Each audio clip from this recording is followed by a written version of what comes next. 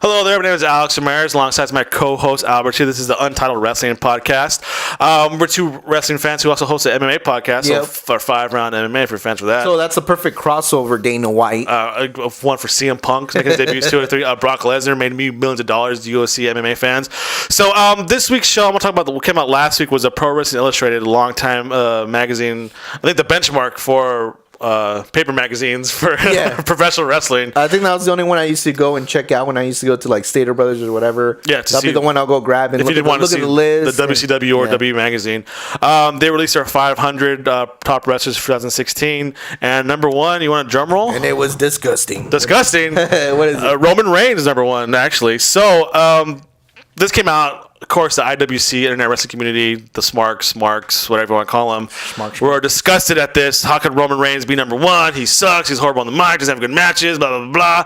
But this is a kayfabe list off of on-screen accomplishments. Yeah. And so I have no problem with it whatsoever. Albert, you tend to lean more, just a little towards more the I guess, the left or the right. If we're doing what's the Internet Wrestling Community and, like, as far as a Democratic, Republican, lean left, lean right type of thing. But you kind of tend more to the IWC, right? Yeah. Sometimes. Yeah. Like, so you don't like this Roman Reigns number one, right? No. I understand the whole kayfabe angle. Don't get me wrong. Yeah. I understand it, but at the same time, like, don't sugarcoat it either. Like, Roman Reigns technically didn't have a phenomenal 2016 year. 2005, 2016. 2015, 2016. I think he had a couple of good months. If we're kayfabing it here, yeah, right? He had a couple good months as far as, whatever, entertaining thing. But if you're going to put all that into consideration, number two. I would have been happier number two. Who's your number one then? No lie. It would have to be, I would say AJ Styles, because if you think AJ's from Japan to he debuted with Rumble, right? I mean, he teared it up in New Japan, right? Yeah, and then he came in, did his debut in the Royal Rumble, had an amazing Royal Rumble, and then he just kept steamrolling. He had the matchup against probably the best guy in our era, which is John Cena. Yeah, he had a good thing like that. The only thing is he didn't have the belt. I think that's what he can hold him back, and I guess that's where the kayfabe angle. Yeah, but I really do think AJ Styles should have been up there because he did have a championship though in New Japan. Yeah, okay, but like he did, but he came debuted Royal Rumble, hasn't won any championships at all. Main evented what? Extreme Rules and Payback, or only main evented twice, right? Yeah. So he only main evented twice. Roman Reigns is consistently in the main event. Held the title for a long time, only because he got suspended. The title was stripped of him. If you don't judge it by kayfabe, how do you judge a list? Like, this is what people. This is dumb. Yeah. This is dumb list. This is kayfabe list. This is a dumb list. But how do you judge a wrestler's accomplishments then? That's true. It would have to be like the way their matches go. But there's not stats for that though. So this is people making fun of this magazine, making fun of this list as a kayfabe list. How do you judge a wrestler's accomplishments if it's not on kayfabe status? If it's not by Yeah, I guess if you put in kayfabe status, I do think. I'm not saying look, I hate Roman Reigns. Yeah, but I'm not saying he shouldn't be in the top 3. I just don't think he made an impact as a if we're kayfabe. I don't think he made an impact as much as number one should make an impact. I think AJ Styles made that impact. Right? As far as fan reaction, as far as storylines out there, as far as people talking. I heard more people talking about AJ. Even I'm not just talking about just the smarks out there.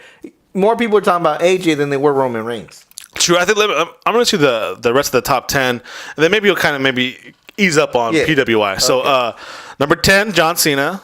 Number 9, Dean Ambrose. Number 8, Seth Rollins. Number 7, Shinsuke Nakamura. Number 6, Kevin Owens. Number 5, Jay Lethal. Number 4, AJ Styles. 3, Finn Balor.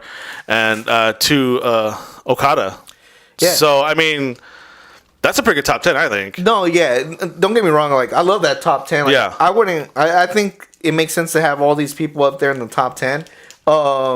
Okada, yeah, I see it. He's a guy in Japan. He's a man in Japan. I see it. The only one maybe Shinsuke Nakamura I think is barely making the splash, but that's cool that they throw him up there. But we forget all his accomplishments in Japan, and I think that's just carrying over. Carried over. But I'll give you a bold ass prediction right now.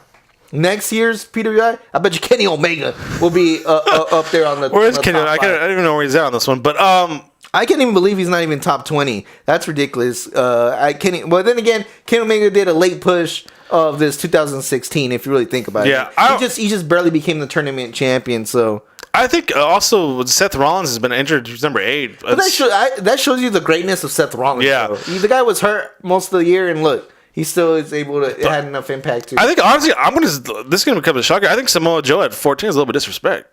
You think so? I think so. I think he's at least like he carried no titles until recently. Yeah, where he beat the number 3 guy, Finn Balor. I mean, Finn Balor's best feud in. But look at Samoa. Okay, before the so we're going off of kayfabe now. If we're still sticking to kayfabe, he had one feud with. He had one major person, which is Finn Balor. But before that, he didn't really had high competitions. I mean, I think he wrestled Rhino for a bit. Yeah. So come on. True. Can't make it number 23 actually. 23 should be easily top 20. That's yeah. The Miz, come on, bro. Yeah.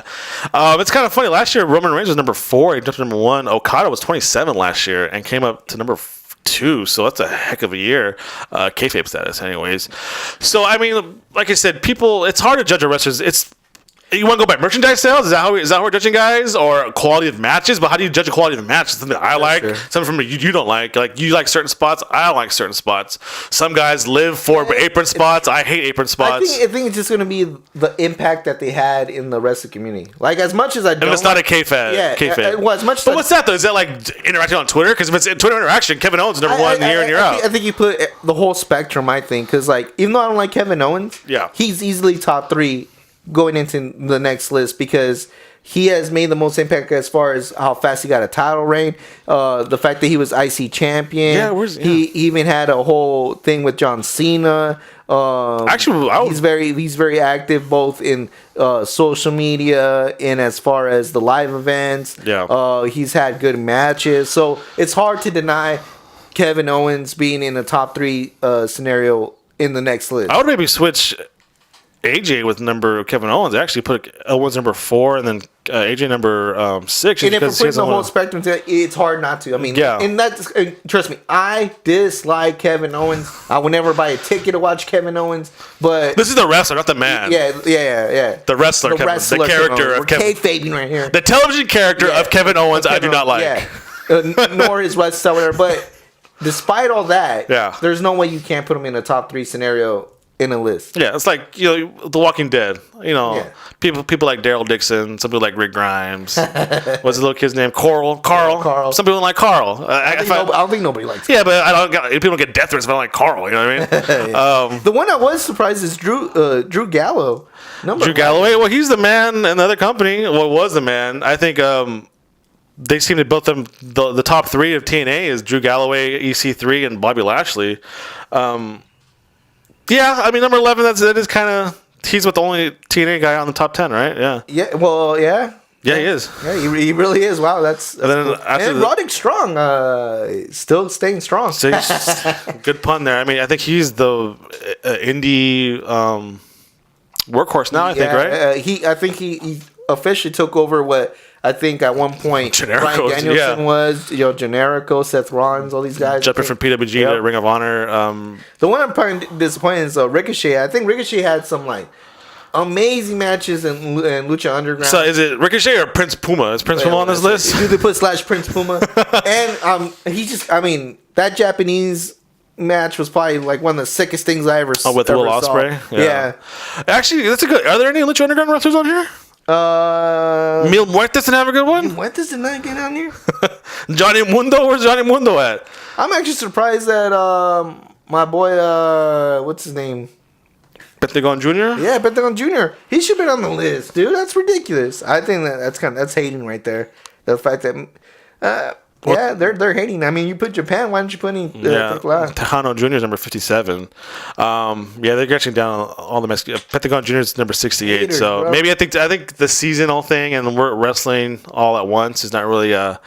Maybe the trios champion doesn't have the prestige as a universal championship. Yeah, I mean, Rocky Romero made the list though. Yeah, what number? The last one, 103. But that's tight, yo. So I mean, how do you judge a wrestler's accomplishments in a calendar year or in a season? There's no season. You go by January to December, or was it? When does the year start? Rumble to or WrestleMania to WrestleMania? Is that a calendar year? I say WrestleMania. Day after WrestleMania. So I mean, how do you even go about judging it if it's not kayfabe? If it's kayfabe, Roman Reigns hand down had the best year. He was the man. He was not the good guy. the bad guy. He was the guy. I mean, whether you like him or not, I mean, it could have been Seth Rollins, but he tore up his ACL, MCL, all that stuff. So I think this is a way you come up with how to judge a guy. Like you said, you factor it all in social media, quality of matches, merchandise sales. How do you judge a guy's accomplishments other than kayfabe, what's on the screen, right? That's true. So this is basically the list that Vince McMahon created because he made Roman Reigns the man. He made all these stars. Good show, I think. Pretty good start. PWI, picking them up in your local grocery store, I guess. So I don't know. Yeah. Roman Reigns is the man still. And for all you people that made like in the top 500, that's cool. Who's actually number 500? Number 500 is Timmy Lua Renton. I don't know, he's American. So there you go. Congrats, bro. That's it for this show. I hope you guys like it. Leave comments on the bottom and continue this conversation of how do we judge a wrestler's accomplishments in the year? Yearly basis. So should be an interesting conversation. Alex Ramirez, Albertito, we're out.